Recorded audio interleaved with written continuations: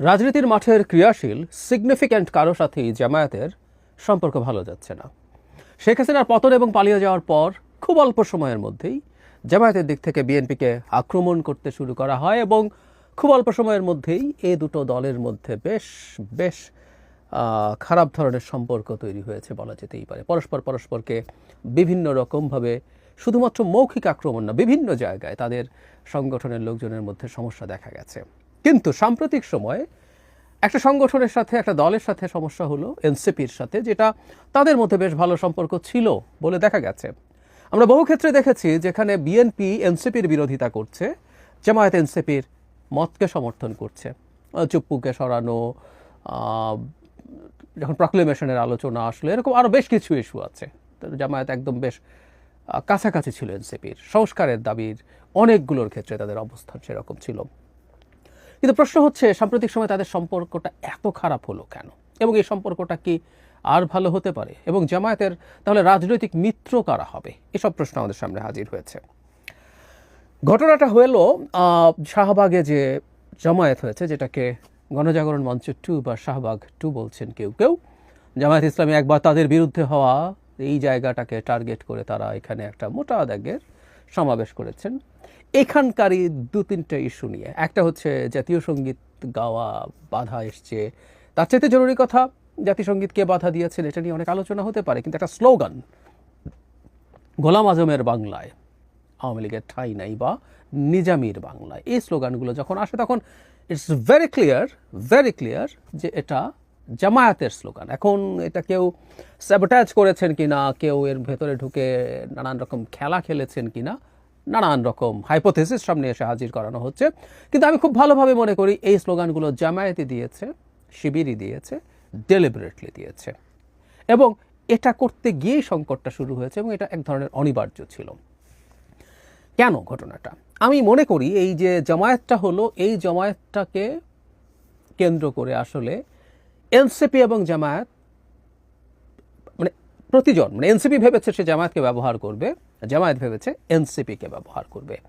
এটা হচ্ছে তাদের নিজের জায়গা থেকে চিন্তা। শেষ পর্যন্ত দুটো দলই, দুটো গ্রুপই তাদের জায়গা থেকে চালাকি করতে গিয়ে এক্সপোজড হলো, এবং এই ঘটনা ঘটলো। কেন বলছি দুই দলই দুই দলকে ব্যবহার করতে চেয়েছে? আমি ব্যক্তিগতভাবে বিশ্বাস করি এনসিপির আসলে জনসমর্থন ইভেন শহরেও, ঢাকা শহরেও এখন আর তেমন কিছু নেই। এটা শুধুমাত্র জনাব নাহিদ ইসলামের সেই পয়লা বৈশাখের বক্তৃতার কথা বলে বলছি না। বিভিন্ন জায়গায় তাদের মিছিলের ছবি আসে, সেটা আদৌ মানে সিগনিফিক্যান্ট দূরেই থাকুক, লিস্ট এক ধরনের আশা জাগানোর মতোও না।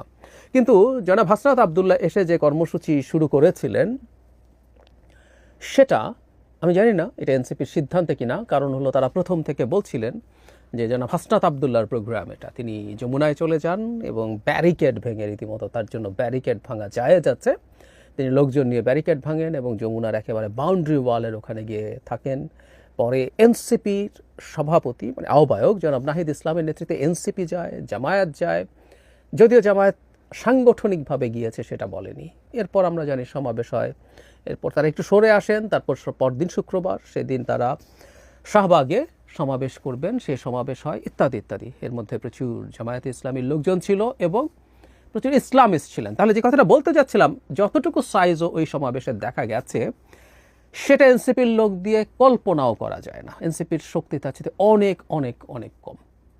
এতে যেটা আমরা বুঝবো, এনসিপি আসলে চেয়েছে তাহলে, বা হাসনাত আবদুল্লাহ যেভাবেই বলুক, এগুলো টেকনিক্যালিটিস, কিন্তু শেষ পর্যন্ত NCP was very much aligned to this program, এবং এনসিপি তো আওয়ামী লীগ নিষিদ্ধ করার কথা বলছিলই। তারা ভেবেছে জামায়াত আসবে, জামায়াতের এই সংখ্যাটা তারা দেখাবেন, এবং এটার ক্রেডিটটা দিনের শেষে এনসিপির কাছে যাবে। এর সাথে অন্য ইসলামিস্টরা আসলো, কারণ জামায়াত যদি খুবই খারাপ হতো আওয়ামী লীগ নিষিদ্ধ করার দাবিতে, এটা খুবই মর্মান্তিক দেখাতো। কিন্তু মোটামুটি তাদের সম্মান রক্ষা হয়েছে, মুখ রক্ষা হয়েছে, এভাবে বলতে পারি। কিন্তু এখন ঘটনা যেটা দাঁড়ালো, জামায়াত এখানে লোক সাপ্লাই দিয়েছে, তাদের লোকজন গেছে।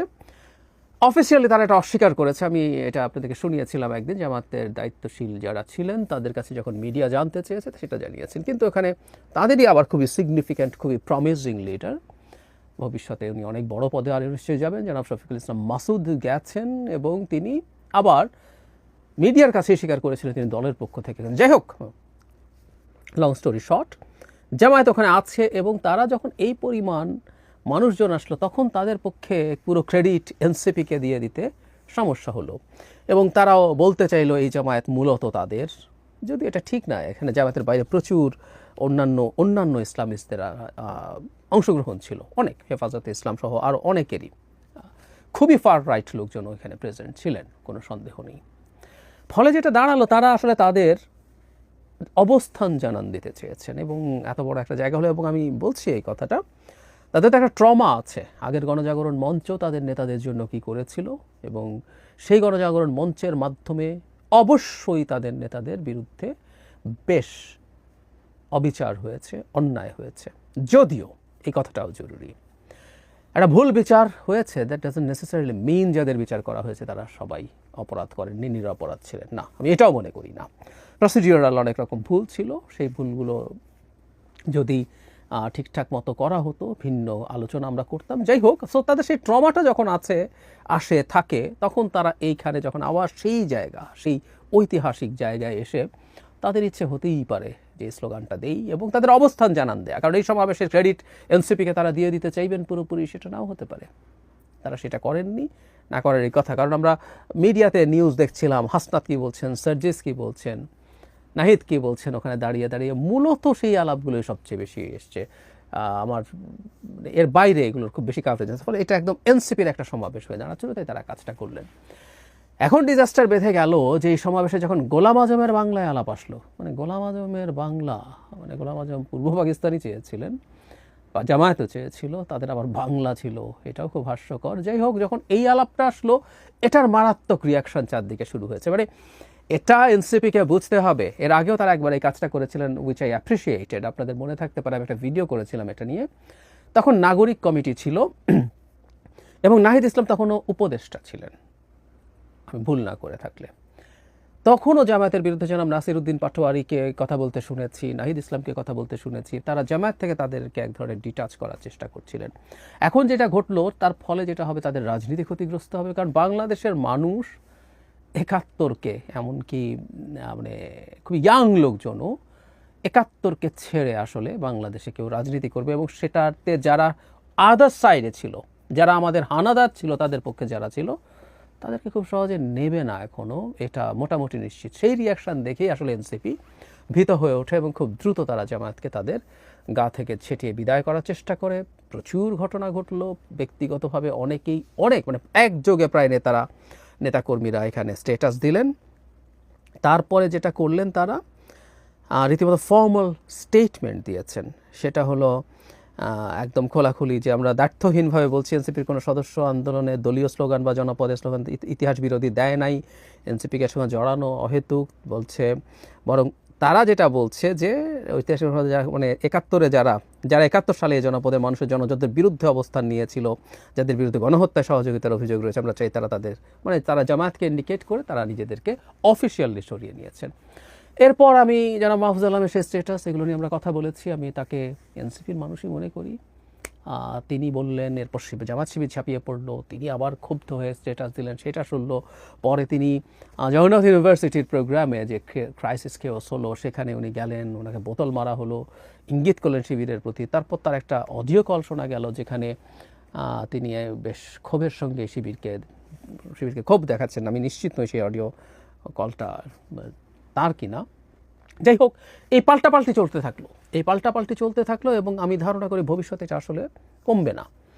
এখন সমস্যাটা কি, মানে জামায়াত আবার তাহলে চেয়েছিল কেন এনসিপি, জামায়াত তো নিজেও এই ধরনের একটা অ্যারেঞ্জমেন্ট করতে পারতো। জামায়াত আবার ওই যে বলছিলাম এনসিপিকে ইউজ করতে চেয়েছিল। সে চেয়েছিল জামায়াতের কোনো নেতাকে চাইলেই ব্যারিকেড ভেঙে ডক্টর ইউনূসের বাড়ির কাছে যেতে পারতেন, শফিকুল ইসলাম মাসুদ পারতেন, আমি মনে করি না। বা শিবিরের যদি ছাত্রের কথা বলি, সাদিক কায়েম খুবই গুরুত্বপূর্ণ রোল প্লে করেছেন এই মুভমেন্টে, তাকেও কি যেতে দেওয়া হতো? সম্ভবত না। তাহলে তারা মনে করলেন এনসিপিকে দিয়ে এটা যাওয়া এবং বসাটুকু করি, যাতে তারা তাদের এই আক্রমণের শিকার না হন, শুরুতেই তারা কাজটা অর্গানাইজ করতে পারেন, এবং জামায়াত আবার নিজ নামেও যাতে করতে না হয়, না জামায়াতের উপর খুব বেশি আলো যাতে এসে না পড়ে, এটাও তাদের লক্ষ্য ছিল। কারণ আমি বলেছি রিসেন্ট সময় জামায়াত পশ্চিমাদের সাথে যথেষ্ট আলোচনা এবং তাদের সাথে ডিল করার চেষ্টা করছেন, এগুলো ঘটছে। এখন সামনে যেটা হবে, আমি মনে করি এনসিপি করতে বাধ্য হলো, কিন্তু এনসিপির সামনে বড় সংকট যেটা তৈরি হচ্ছে সেটা হচ্ছে যে প্রোগ্রাম করবে বাংলাদেশের রাজনৈতিক প্রোগ্রামে কত মানুষ হলো সেটা মানুষ দেখে, একটা নতুন দল বিশেষ করে, এবং ধারণা করা হয় প্রচুর ফাইন্যান্স তাদের আছে, বিভিন্ন বড় বড় শিল্পগোষ্ঠী তাদেরকে টাকা দেন। সেই দলটা যদি লোক না আনতে পারে তার কিন্তু রাজনীতি করা কঠিন হয়ে যাবে। জামায়াতের অ্যাবসেন্সে এটা তাদের জন্য বিরাট বিরাট ঝুঁকির প্রশ্ন। আমি জানি না তারা কি করবেন এখন, তারা কি এই ক্ষেত্রে তারা ইসলামিস্টদের সাথে আরও বেশি র্যাডিক্যাল ইসলামিস্টদের সাথে এই ব্যাপারে তারা কাজ করতে চাইবেন। সেক্ষেত্রে একটা বড় ঝুঁকির জায়গা হচ্ছে তারা যে একটা মধ্যপন্থী দল বলে নিজেদেরকে অলরেডি ঘোষণা করেছেন, খুবই র্যাডিক্যাল ইসলামিস্টদের সাথে তার জোট করা প্রবলেম্যাটিক হবে। আবার ওদিকে জামাতের ক্ষেত্রে জামাত আমি খুবই দেখছি যে বন্ধুহীন হয়ে পড়ছে। তারা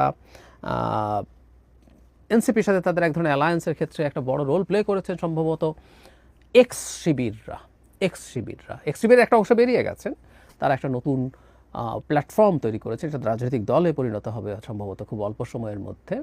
জুনায়েদ এবং রাফে এরা মূল দুজন, ঢাকা ইউনিভার্সিটির শিবিরের প্রেসিডেন্ট ছিলেন। তারা এখানে এই মুভমেন্টেও খুবই জুলাই এবং আগস্টের যে গণ অভ্যুত্থান সেখানেও তারা খুবই ভালো রোল প্লে করেছিলেন। তারা কিন্তু আমি ধারণা করি এনসিপির মধ্যে এখনও প্রচুর আইদার এক্স শিবির অথবা ঠিক স্বীকৃত শিবির নন, কিন্তু ওই ভাবধারার মানুষজন আছেন। তো ওই ভাবধারার মানুষ যারা আছেন তারা এখনও রয়ে গেলেন এবং তাদের দিক থেকে সেই চেষ্টা হয়তো ছিল, কিন্তু সাম্প্রতিক এই যে ঘটনা ঘটলো সেটা দিয়ে সেই বিচ্ছেদটা জরুরি হয়ে পড়েছে। এখন শিবিরের ক্ষেত্রে যেটা প্রবলেমের কথা বলছি সেটা হলো তাদের এখন আরও, তারা যদি এনসিপিকে তাদের সামনে রাখতে পারতেন, তাদের সাথে এক ধরনের শিথিল ধরনেরও জোটও রাখতে পারতেন, সেটা তাদের জন্য ভালো হতো, কারণ একটা সেন্ট্রিস্ট ফোর্সের সাথে তার অ্যালায়েন্স। আদারওয়াইজ তার অপশন আছে খুবই রাইটদের সাথে যাওয়া, হেফাজতে ইসলামের সাথে আলাপ করছেন, যদিও তাদের মধ্যে দীর্ঘকালীন বৈরী সম্পর্ক আছে, ইসলামী আন্দোলন বাংলাদেশ বৈরী সম্পর্ক আছে, তারপরও গেলে তাদেরকে আরও বেশি রাইটে যেতে হবে। সেটা আবার জামাতের যে ইউরোপ এবং আমেরিকার ক্ষেত্রে কিছু গ্রহণযোগ্যতা তৈরি আছে যে এরা ডেমোক্রেটিক পলিটিক্স পছন্দ করে এবং ওরা অত র্যাডিক্যাল না, সেটা আবার হ্যাম্পার্ড হয়। সো সব কিছু মিলে এই হচ্ছে পরিস্থিতি, এবং এটা আমাদের মাথায় রাখতে হবে বাংলাদেশের রাজনৈতিক পরিস্থিতি এখন বা সারা পৃথিবীরই এটা খুব বেশি স্টেবল কিছু না, এটা যেই জায়গায় থাকবে নট নেসেসারিলি।